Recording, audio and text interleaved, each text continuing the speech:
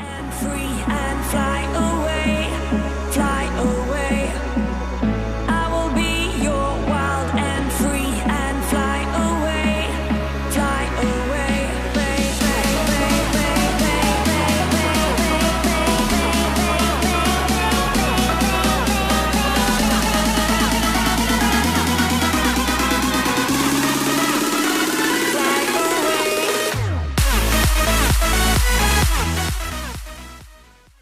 Alright, hey everyone, it's Zach from Quick Tech Videos, and today I have a review for you about the 2016 MacBook Pro.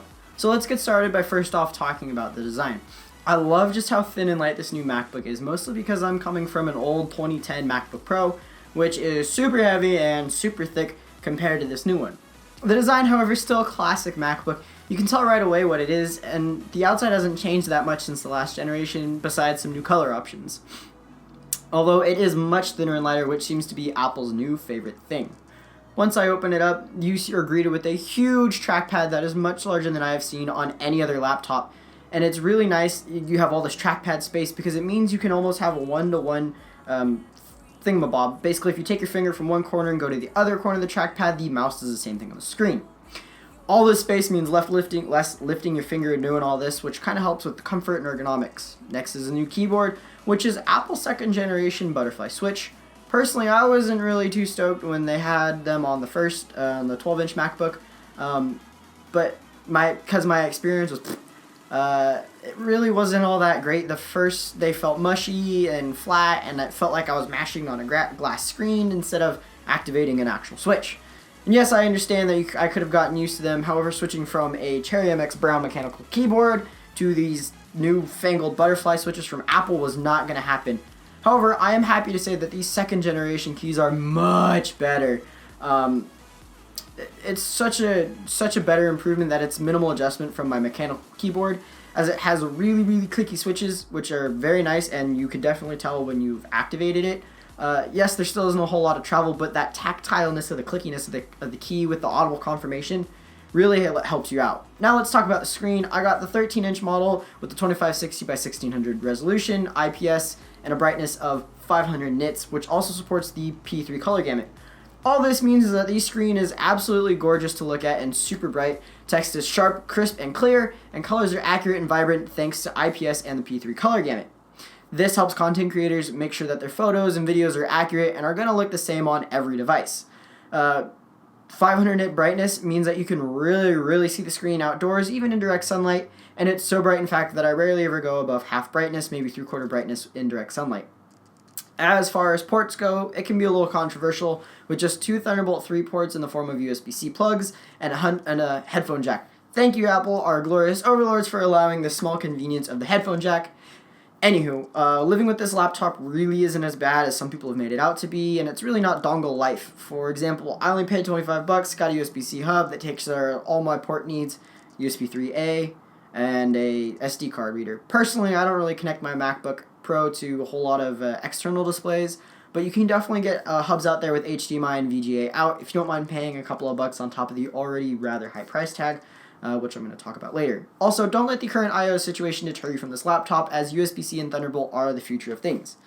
Now, on to performance. It's fast. Storage is super fast with read and write speeds over 1,000 megabytes. While it doesn't have the latest Kaby Lake processors, I personally don't think that matters nearly as much as some people are saying, as the Kaby Lake chips only really offered a 5 to 10% performance improvement over Skylake. And with Apple's optimization, it kind of evens out. For instance, editing video in Final Cut was super smooth, and I pretty much forgot that I only had a dual core, and having tons of tabs open in Safari while working on a paper, watching YouTube video, and all that stuff runs like butter. Now mine is the base model with the 2 GHz dual core, which turbos up to 3.1 gigs, 500 gig RAM, or 500 gig storage, 8 gigs of RAM. Now mostly I use this for school stuff, papers, PowerPoint presentations, light content creation, like video editing, Photoshop, and a couple of graphic stuff. It handles all of this without a hiccup, and it doesn't get too loud either or hot.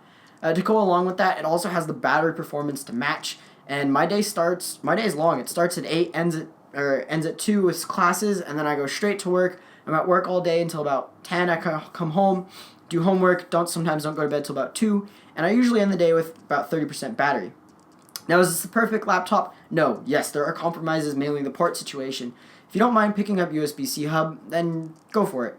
If you're mainly going to be using this for content creation, I would say look towards the 15-inch model, as 13 inch is a little more suited towards light content creation and people who aren't going to be editing video all day. This, however, brings me to my largest issue with the laptop, its price. At $14.99 for the base model, it's really not worth it. Apple should have sold this base model MacBook Pro under the Air name, lower the price, and it also would have helped to clean up the MacBook offering lineup, because right now it's pretty messy. First up, you have the 12-inch MacBook, then the old MacBook Air, and then 3 tiers of MacBook Pros. So trying to figure out which one is just for you can be difficult. In the end, am I happy with my laptop purchase? Yes. Did I think it was worth $14.99? Would I do it again?